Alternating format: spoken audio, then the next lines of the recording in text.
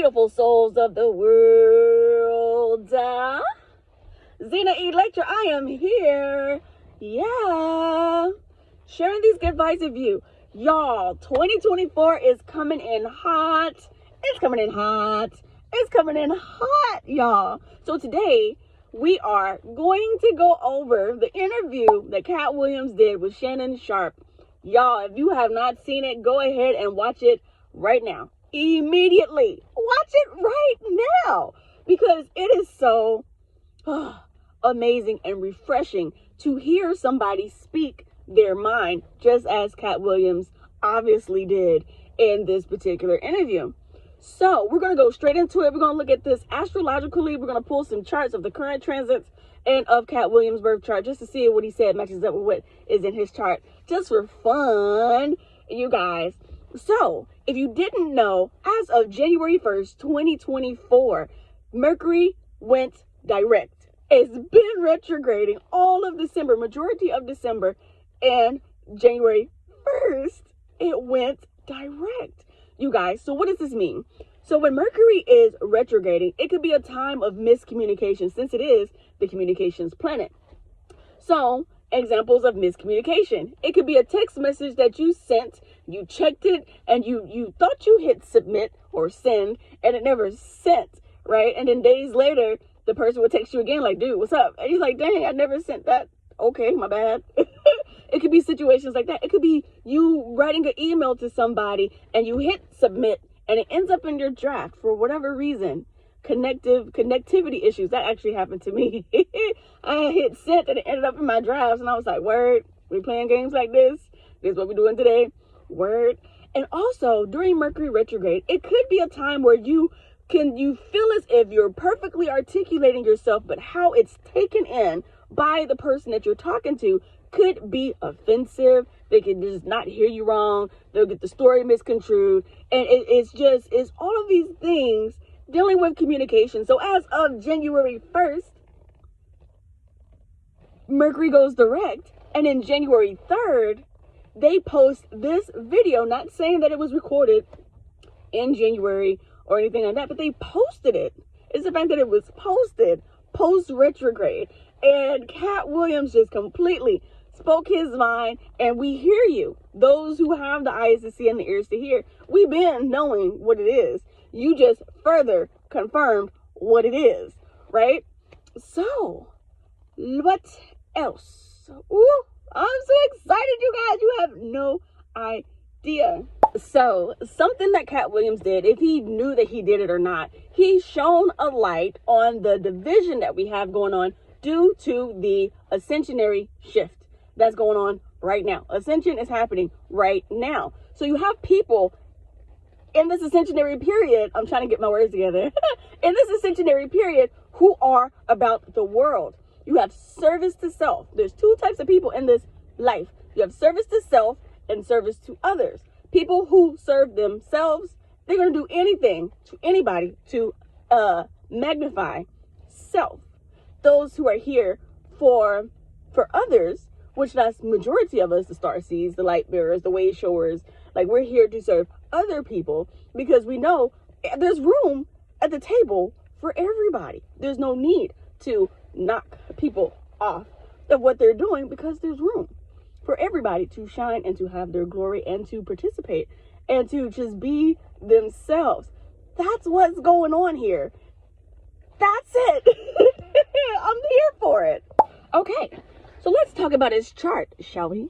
So Katt Williams is a Virgo sun, Aquarius moon, Leo rising. Y'all, he has Leo rising means that his Leo resides in his first house. What else is in his first house? He has Mercury. We just got to be talking about Mercury in his first house. What does this mean? That means Mercury being in your first house. Your first house is how you are seen. It's how the external world views you as a person. It's their first thoughts on you. People's first thoughts on Katt Williams is, wow, he's a communicator. And he's really freaking good at it. He's very articulate. He's very knowledgeable, right? Mercury's main ruler is Gemini. And if y'all don't know, Geminis are very articulate. Some Sometimes they just be talking just to talk, just to talk, just to talk, just to talk. But they're very articulate and well-researched. So when it comes to himself, how he looks like he talks for a living, right? And he does, which I think is freaking awesome. With Katt Williams having Leo in the first house, which is kind of why he's very well groomed. And if you notice him and the different roles that he's played, you know, pimp down. Wait a minute, I'm a pimp. You lost your mind? What the hell? Am I in prison? Hold on. No. Pimp down. Bishop. Come on. You got a line of ball.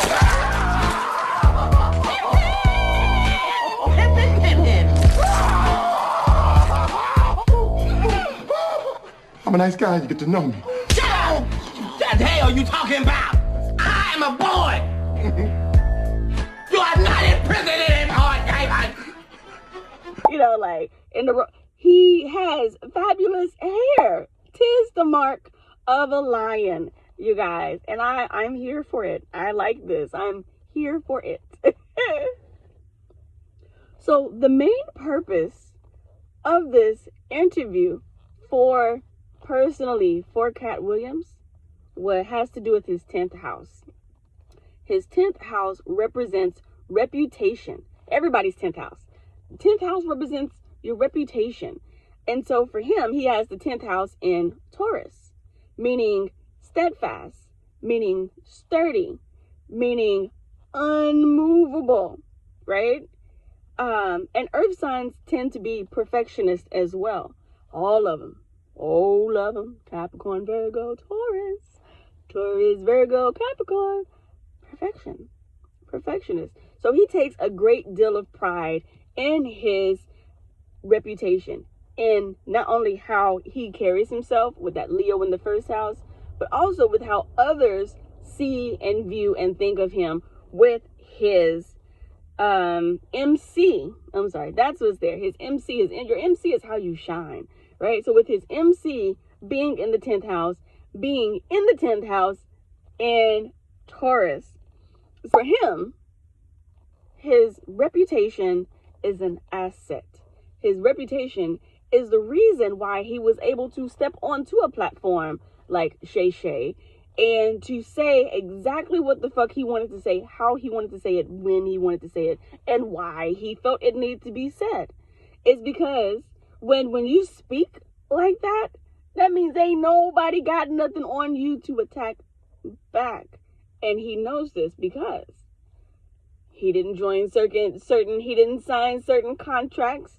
He said his goal was to get as far into Hollywood as possible with the virgin butthole.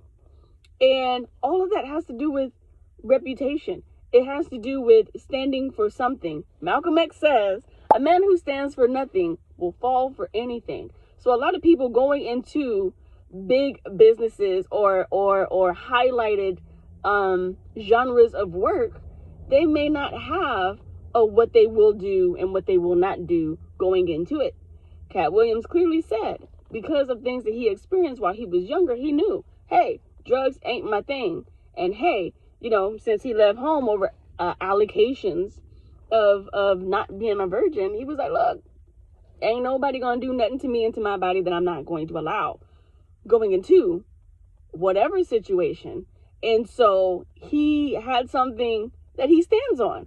And it's completely clear. Let me take these off. They look cute, but I can't see with they ain't got no glasses in them. What else? So as far as current transits go, right now we have the sun in Capricorn, right? It's Capricorn season. It's January. But what else is there in the 10th house in Capricorn in January? You have Pluto. Pluto deals with death and regeneration. So along again with this particular interview, one of the things the 10th house represents is reputation, right? And so think about the death and the regeneration of someone's reputation. This was a power move done by Katt Williams. He knew that it can go one or two ways, right? Either people are going to hate him for it and that's going to boost his reputation, or people are going to love him for it, and that's going to boost his reputation. But right now you have death and regeneration, which is the ability to revive yourself after going on a little bit of a quiet hiatus, which is, I believe that's what's going on right here, right? So he knows this was a power move, because he came in swinging as soon as it was like, okay, and action.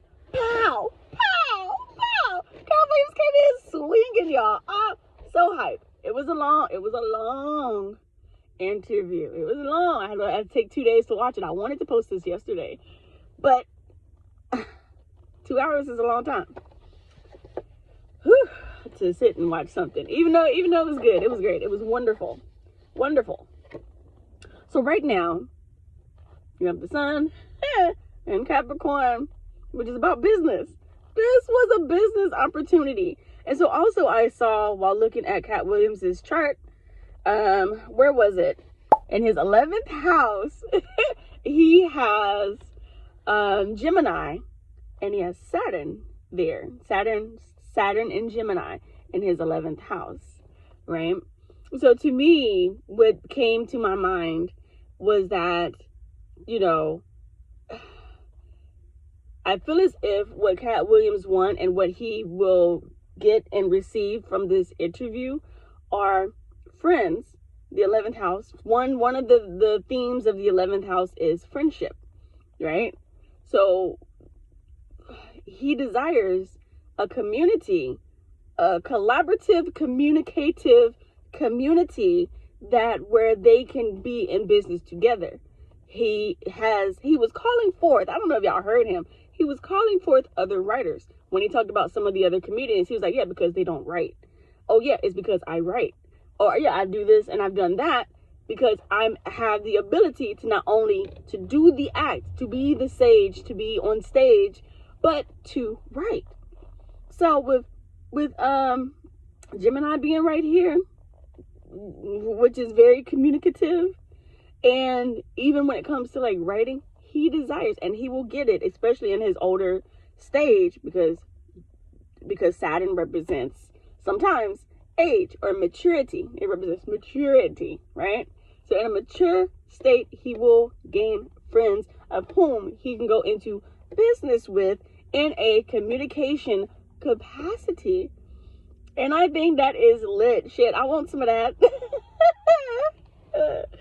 I need some friends I can go into business with on a communicative capacity. That would be lovely, excellent, fabulous. Yes. What else?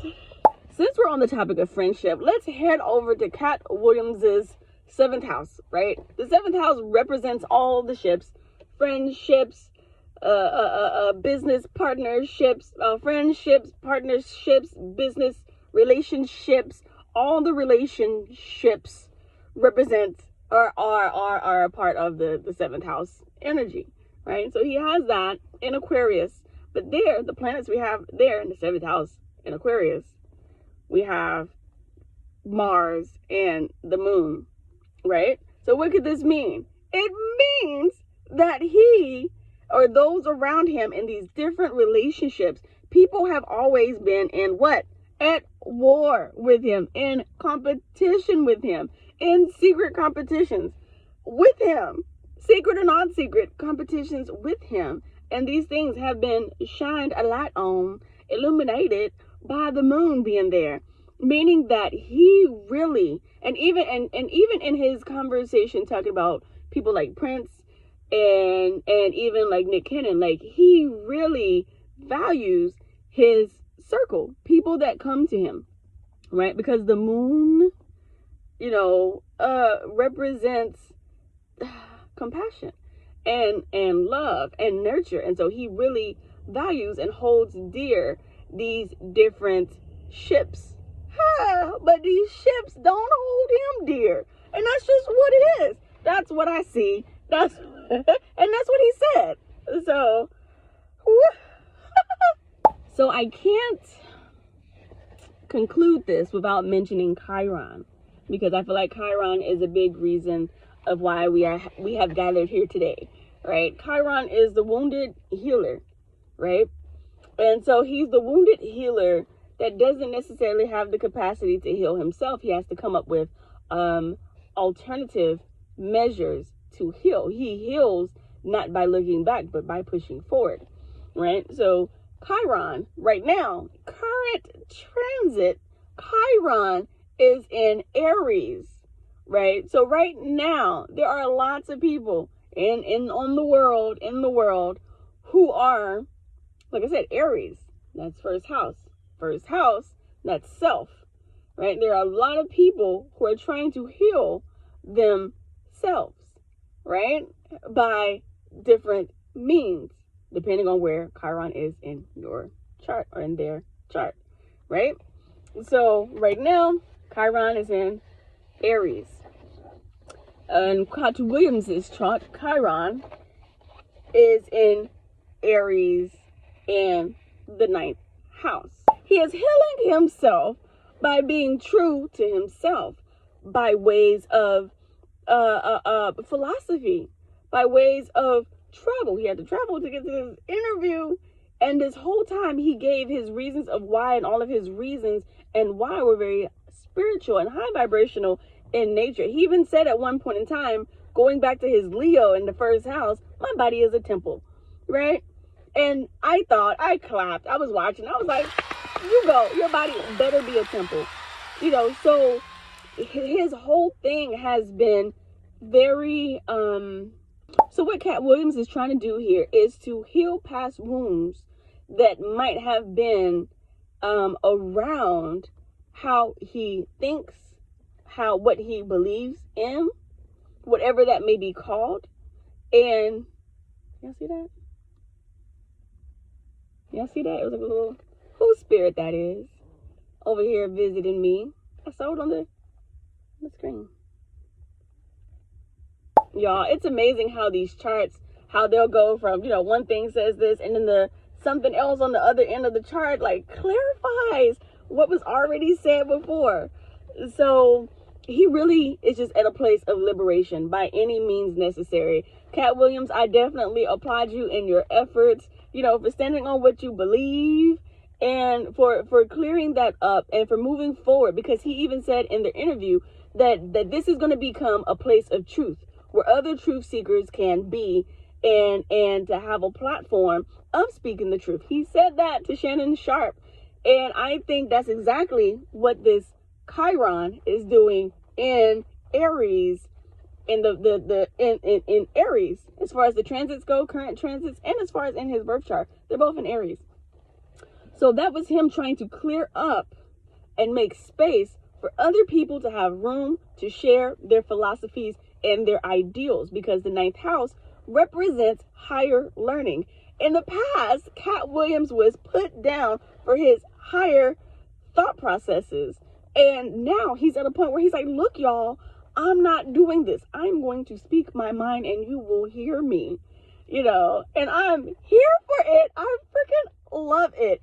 Y'all, check out Cosmic Cuckoo. That's all I got for you today. Check out Cosmic Cuckoo. I am wearing my Empath hoodie. The link is in the description box below. You got to copy and paste it until I get my subscribers up. You got to copy and paste it into your URL. Y'all, if you like this video, please like, share, subscribe. Help me get to 50 subscribers so I can just go live. You know, had this been a live situation, it would have been live, y'all, because this is fun. Doing stuff like this is fun for me. And I'm just ready and excited to share more with y'all. But definitely check out Cosmic Cuckoo. Until next time, you beautiful, lovely faces, I am Zena Electra, signing out. Happy Ascension all. Peace.